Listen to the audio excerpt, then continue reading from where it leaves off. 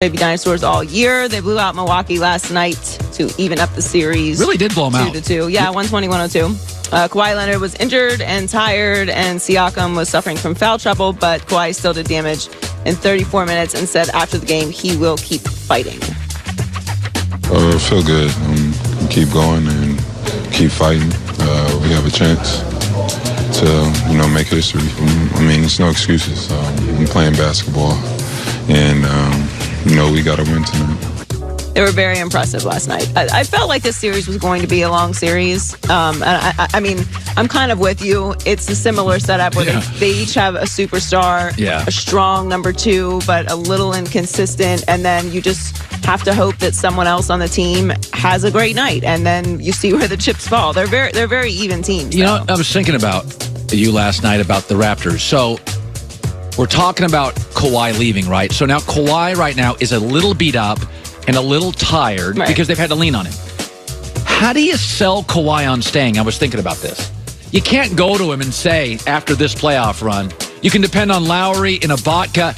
The big sales pitch is Pascal Siakam is getting better, and we think by next year he'll be a legitimate playoff too. But couldn't I argue that Kawhi kind of falling apart? I mean, he looks tired. Yeah. That this is his biggest concern because Kawhi's not dumb. He knows it's not a free agent destination. You got to and you're too good now to get great draft picks. So the sales pitch to Kawhi is, hey, listen, we know you're exhausted and you feel like you're having to carry the team. But next year, you'll probably have to carry the team slightly less because Siakam is getting a little more consistent. I mean, the one thing that I do think is working in the Raptors' favor is, does he really want to go back to the West? It's warm. I mean, you travel all year. You can live wherever you want. He's got a mansion in San Diego. He can stay there all off season or come to LA and work out. I mean, believe me, I prefer the warm weather also, but I mean, you have to look at the whole situation. He's in a great situation. The Raptors are a very well-run organization. They are in the Eastern Conference Finals right now, tied 2-2 with Milwaukee with the MVP on the other side. It's not a bad situation. I understand there's taxes and all these other things going on, but he's going to be a legend in Toronto anyway, just based off of this series. It's not the worst situation. I feel like he's leaving, but I would not be shocked if he ended up staying. It's not a bad situation for him. So Kevin Durant is back with arguing with fans on the internet, which, Oh, he is? I mean, well, he did go back and forth with Chris Broussard the other day. All right. I mean, that's what he does from time to time. His manager, Rich Kleiman, though, isn't bothered, and in fact, he loves everything about it. How do you feel about that he gets in there and mixes it up sometimes? I love it. I know enough to know that doesn't represent anything more than what it is.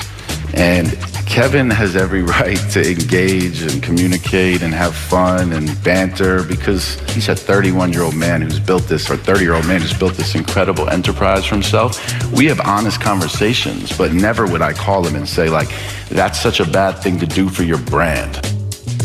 I actually think that's a really smart way to look at it. Kevin Durant's 30. He's all over social media. We cannot define him based on a tweet. Like, that shouldn't ever define any of us. A tweet that took you 22 seconds to... Well, I think the opinion about Kevin Durant on social media going back and forth with fans, it kind of took a turn whenever the burner account situation happened. That wasn't great. We kind of all felt like it got a little off the rails there. Like, you don't need to go that far. Yeah. So that wasn't the best look. But I mean, everyone goes back and forth with fans on social media. You do it, I do it, everyone does it. It's not a weird thing to do. There's this feeling that he is too big, so far above that he shouldn't feel like he needs to go back at them. But we're all human beings, and if we're on social media scrolling through and see somebody say something crazy, we might just feel compelled to tell them that they're crazy. And by the way, I go on, I don't do it a ton, but I'd say every couple of weeks I'll go on and I'll just be in a funny mood and I'm just being sarcastic with people.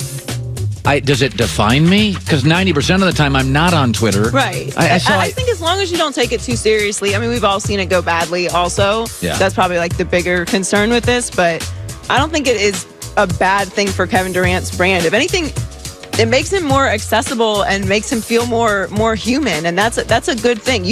I don't think it's the right thing to do in this era to feel like you're untouchable or robotic or not relatable. What? I had a social media business manager, not at this company, tell me a month ago. It was very interesting. We were talking about sportscasters, and he said, I like when you spar with people. He goes, you don't feel distant. Right. And I'm like, you follow it? He goes, oh, no. He goes, this is what I do for a living. I use people as examples. He goes, you should spar with your audience a couple times a month instead of being up on a castle and nobody can get into the castle. He's like, spar with people. Interact with people. They're your customers. And I was like, that's an interesting way to look at it. Yeah, as long as you don't get in your feelings, as long as you don't carry it with you for the rest of the day, which can sometimes be hard to do, then you're good. So finally, Aaron Rodgers is apparently having fun now. Matt LaFleur and Aaron obviously have been spending a fair amount of time together and getting on the same page, and LaFleur made a note of mentioning how good of a time Aaron is having. I think it's going great, man. He's fun to be around. You can see how much fun he has out on that field. But we've had a lot of good conversations, and I think we're growing together. And the more time that we can spend together, I think we'll have a better feel for each other. He may be right. Aaron is talking a lot more. He is. The usual grumpy Aaron had more to say in 20 seconds than I've ever maybe heard him talk before. Here he is on Game of Thrones. Tyrion says the person with the best story is Bran, who, by the way, 3 episodes ago said he wasn't Bran Stark anymore. No, Jon had a better story. Dany had a better story. Arya had a better story. Sansa had a better story. Tyrion had a better story. Varys had a better story. Bronn, a lot better story. Jaime, better story. Cersei, probably better stories.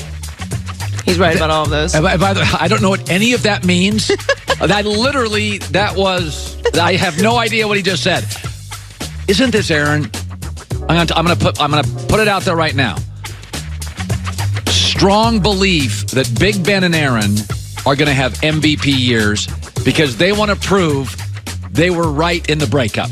They are definitely going to play with chips on their shoulders this year, for Aaron sure. I'm leaning more towards Aaron winning that situation than I am Ben. So am I. But I'm with you because I think it's that year where you feel like the weight of those deteriorating relationships has been lifted, and now you're trying to reinvent the situation and also prove that you were the one who was right in the separation. It's human nature. You always want to. By the way, we've seen this before. Peyton Manning went to Denver. Oh, you think I'm done? Right. And we saw Brett Favre after the Jets to the Packers. Oh, you think I'm done? And then we saw Tom Brady post Deflategate. Oh, you think I'm cheating? We have this history where you take a great quarterback with something left in the tank, but on the back nine, and when we bail on you, Aaron gets hurt, he's impossible. You want to prove Mike McCarthy and Antonio Brown, you were right, they were wrong, and we've all gone to the gym a little more after a breakup, and we get our abs a little tight, we look a little better. It's exactly what this is. I think that's what's happening as well. That is such a funny Aaron Rodgers, Game of Thrones. I fully agree with him. I mean, everything he said was totally accurate. Thanos drove me crazy. And the wolf lady was ridiculous choice. Joy with the news. Well, that's the news. And thanks for stopping by. The Herd Lie News. Before I bring out Ken